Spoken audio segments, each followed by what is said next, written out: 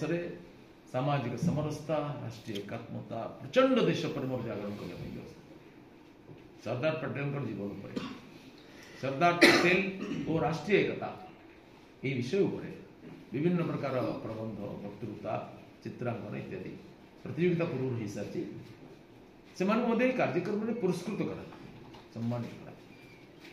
एपरी भाव एक ऐतिहासिक कार्यक्रम लगे हम जहाँ ओडिशार लंचिंग प्रोग्राम राज्य स्तरीय प्रोग्राम कहुए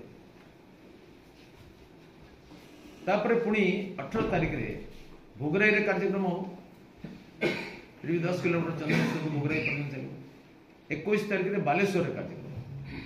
बालेश्वर लोकसभा क्षेत्र में यहीपरि 3टी कार्यक्रम है सब कार्यक्रम स्वरूप समान 10 किलोमीटर चलिए पाखापाखि 8-10 हजार लोक हे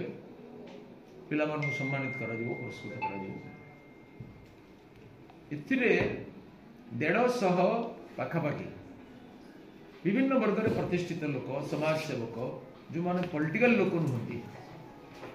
एमानकर सूचीबद्ध कर नाम पठेबू